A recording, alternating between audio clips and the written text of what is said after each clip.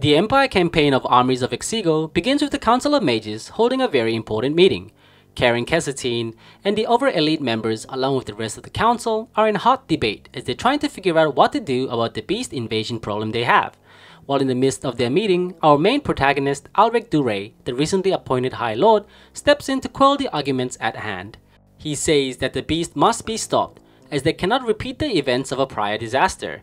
He notes that the castle of Margolf is an important strategic location that must be defended sooner rather than later, as the settlements nearby are under attack and that caravans around the area are also being raided.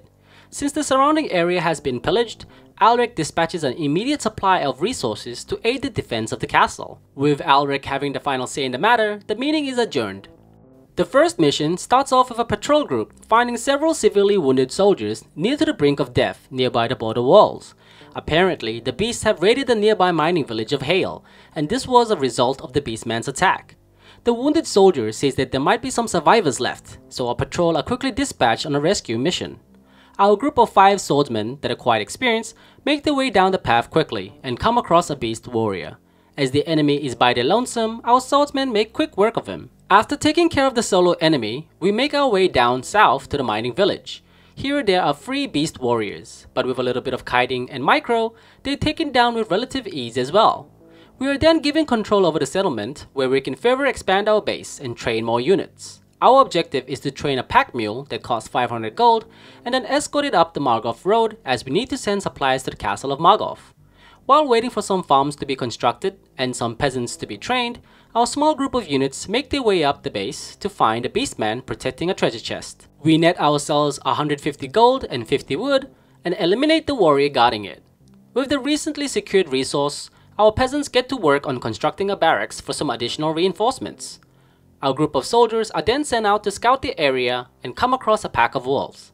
A little ways above the wolves are 3 beast warriors. Since we're low on health, we take them back to our base and kite the hell out of them, keeping all our soldiers alive but with minuscule health. As if this wasn't bad enough, a small raiding party comes and attacks our mining camp. We make our peasants tank the hits and use our badly injured swordsmen to attack them from the back, keeping them barely alive. Now, the soldiers may be alive, but as we expected, we lost a lot of peasants. Time to train a fresh batch. As our swordsmen won't make it for too long, we start training fresh new soldiers and pump out more units by making one more additional barracks. Unfortunately, once again, when we send out our newly fresh soldiers, another raiding party comes and attacks us, where we have to once again rely on our peasants to tank the hits and those previously mentioned wounded soldiers to fight from the back. After dealing with the raid at home, the remaining forces get sent to reinforce the scouting party. Sadly, due to some mismicromanaging, we lose quite a number of our forces. Still, we make our way up north, towards the end of the road of Margolf, and take down a very scary level 3 berserker. With the road clear, all we have to do now is... oh, come on. After we deal with this last raid, we can finally make that pack mule and complete this mission. Let's just aggro these 3 guys over here, and there we go. The pack mule is painstakingly slow, but eventually we are able to complete the mission. Hope you're enjoying this video so far.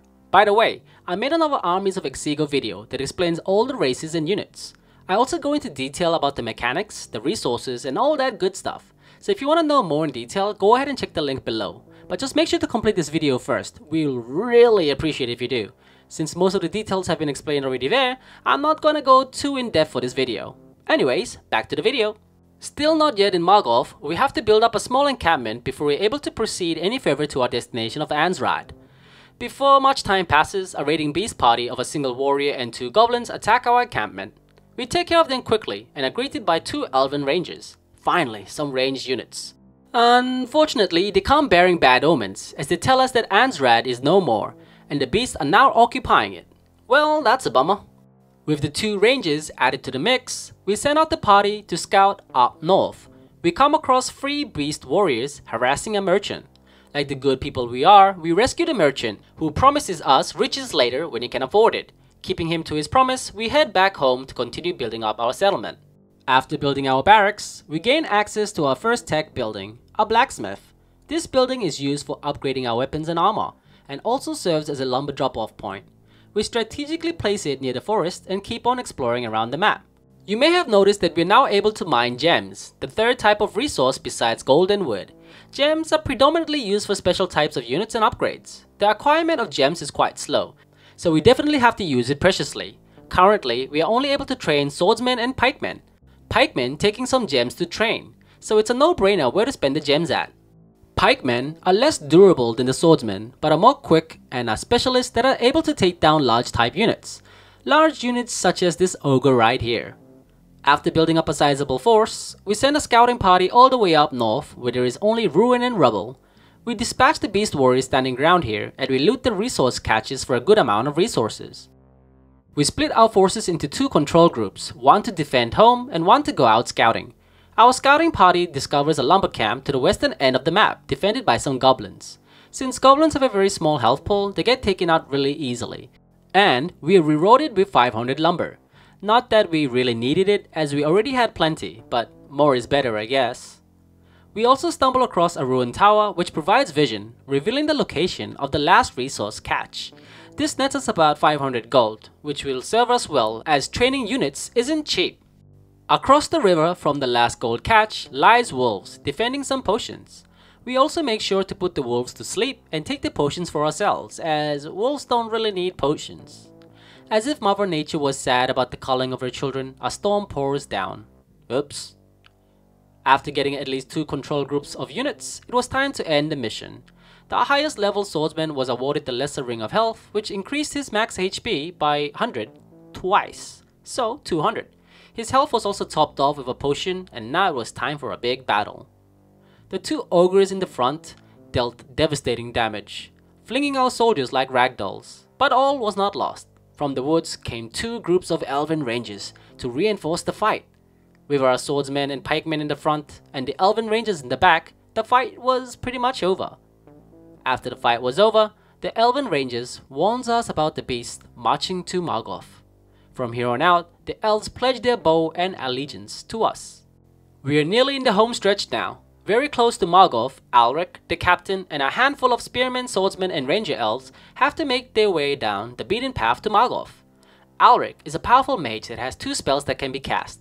The first spell is a support spell that buffs friendly units' armors. This allows us to take minimum damage while fighting enemies. And the second being a destructive spell that damages foes in an area. We trek up north and come across a bridge that is being guarded by 2 ogres, a fight best avoided for now. So, there is a tunnel to the right of the bridge which leads us to an alternative route which we decide to take. This introduces us to the Armies of Exigo's unique mechanic, the underground map. There are 2 layers of terrain that we can explore and make use of. The first map to the right being the normal layer, and the minimap to the left is the underground tunnel. Here we venture a short distance to the left which takes us out right outside on top of the ogres. We push the rocks down in order to take one of the ogres out, which makes fighting the remaining one much more doable. With that big threat out of the way, we progress down the path to find a group of soldiers in battle with the beastmen. Running to their aid and taking care of the beast warriors, we are introduced to the second protagonist of the humans, Dunehelm Ballinger, who is a sturdy knight that is able to tank the front lines. Dunehelm tells us that the city of Margoth is already being besieged and we must go quickly to reinforce them. We head off with our newly acquired units, taking down some enemy units here and there and picking up a winter amulet, an item that allows us to summon wolves when we're in a pinch. Down the southern road, we come across a small beast scouting party. The goblins run away to bring reinforcements and we have to take them out before they can. Unfortunately, we are too late and a bunch of extra beast warriors come to rumble. They aren't too much of a problem as one blast from Alric's spell is able to bring them down low enough, making it an easy battle. Next to the beast's corpse is a rune of healing that heals all our units back up to full. We then have to traverse back underground in order to progress further. As soon as we are underground, we are greeted by some oversized rats and skeletons. We find an exit to the east where we find a temple and some priests isolated in the mountains, where fortunately the beasts haven't touched with their havoc and chaos. These 2 priests decide to join us, becoming the new type of unit that we can train later. Priests are able to heal units over time and also bless our units, increasing their attack power. Now with healing added to our party, we make our way down once again to traverse underground. Luck isn't on our side as the underground path to Margoth is blocked by debris. Dunehelm suggests that we go to the village of Rivers instead, as there is another way to Margov, albeit it being a longer journey. Out of options, Alric agrees to this and our party venture deeper into the underground caverns. Finding an exit to the west underground, our party leaves to the surface and finds a small beast settlement. Here the beasts and the witches are no match for our soldiers that have buffs from both the priests and Alric. After destroying the beast settlement, our party heads west to the village of Rivos. Here we're given control of the settlement and must build up a strong enough force to brute force our way through the encampments outside of Margov. As we pretty much start off with the essentials, all we have left to do is fully saturate our base, train units, and get some upgrades done as well. Since we only start off with one barrack, we make sure to add one more to pump out units quicker and build farms to increase our pop cap. After gaining at least 2 control groups worth of units, we head on out north to start the long trip towards Margov. The first blockade of enemies only consists of goblins and witches, so they aren't too much of a problem. As we gain ground, we make sure to set up some watchtowers in case some beasts decide to be sneaky and go for a counterattack.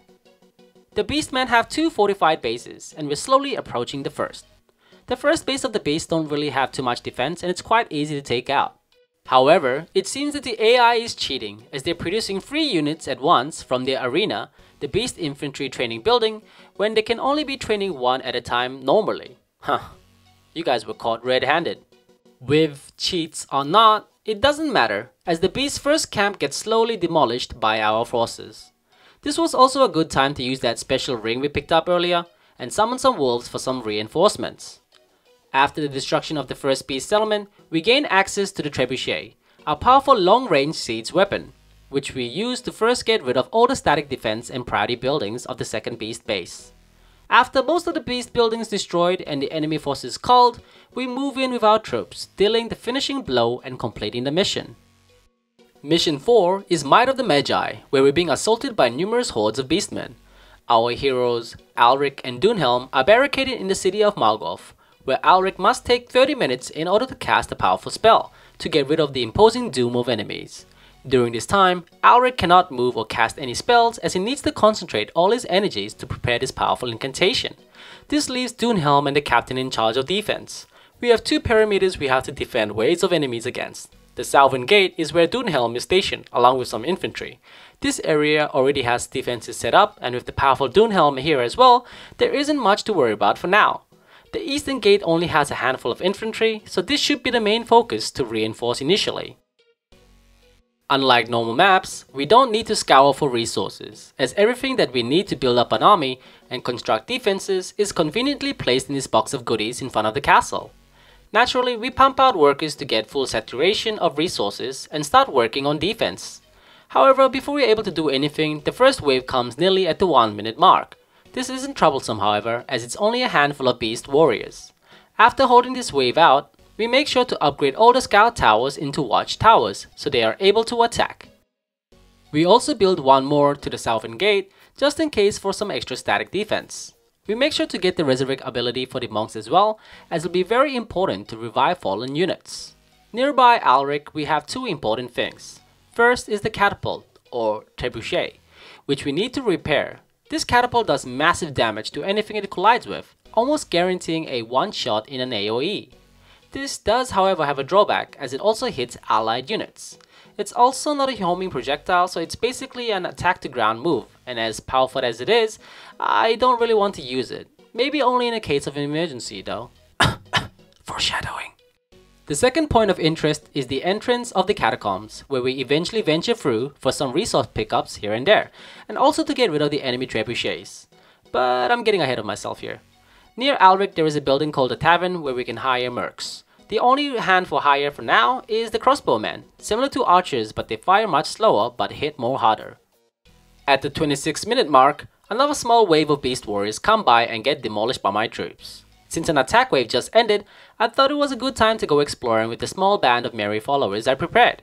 I send them down the catacombs and find some much needed resource pickups. There are a couple of rats and spiders, but they weren't really much trouble.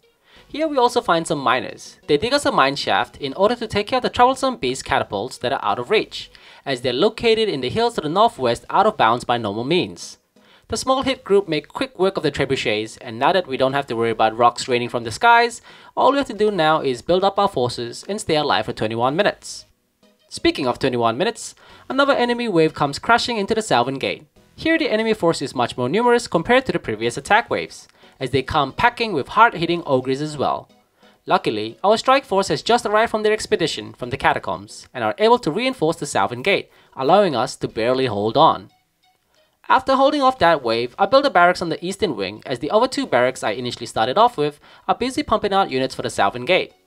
Curious what's happening outside, I send out a crossbowman to see where the beasts are and what they're doing. But unfortunately he gets taken out by a group of warriors. I try the same thing on the eastern front and find out that the beasts are really nearby, closer than I thought. Sending my archer on a suicide run may have triggered the beastmen to attack as they send a raiding party of witches and goblins. Nothing too hard to handle, so it was okay. 14 minutes in with 16 minutes left, another small party of beasts with trolls this time come knocking on the eastern gates. Simultaneously, the southern gate is attacked on by warriors and ogres. It seems that the eastern base comprises mostly of goblins, witches and trolls, while the southern part consists of warriors, berserkers and ogres. So basically east is range and south is melee. At the 12-minute mark it becomes quiet. Too quiet for too long. So I was kinda bored, so I decided to YOLO it and send all my forces to go looking for a fight.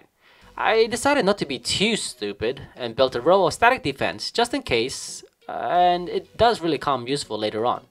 While going out from the southern gate to pick a fight, the eastern gate gets attacked once again, but it isn't anything too serious. My raiding party from the south seems to be doing well, as it is demolishing the enemy base. However, while paying attention to the eastern front when it's being attacked, the enemy seems to have cheated in a bunch of units as they wipe the floor clean with my units.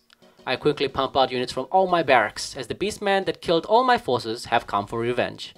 Ill prepared, I decided to use the trebuchet that I kept ignoring, which does massive amounts of damage, saving my playthrough from a rerun, and killing the enemy wave in about 2 clean hits. The enemy keeps on sending wave after that, but as I decided to do nothing stupid again and just defend my walls, it was pretty much easy sailing from here on, and the 30-minute timer was up. As the timer strikes true, Alric tells Dunehelm to take everyone down to the catacombs and releases his powerful spell to take out the beastmen in one fell swoop. 2 weeks pass and Alric is believed to be dead. But we will see this in a future update. Whew, quite a story so far, right? Sorry to leave you with this cliffhanger, but would you look at the time? It's subscriber clock. If you enjoyed this video, go ahead and check out the Armies of Exigo playlist, which will be linked in the end screen and in the detail box below. Here you can see the video I made before this, which describes in detail each and every race and all the mechanics and shenanigans that are in this game. The next episode will also be there and linked once it's out. The best way to be in the loop is to subscribe. So, if you have any other indie games or content you would like to see, please let me know in the comments below. This has been Requiem of the IndieMasters. Have a great day, everyone.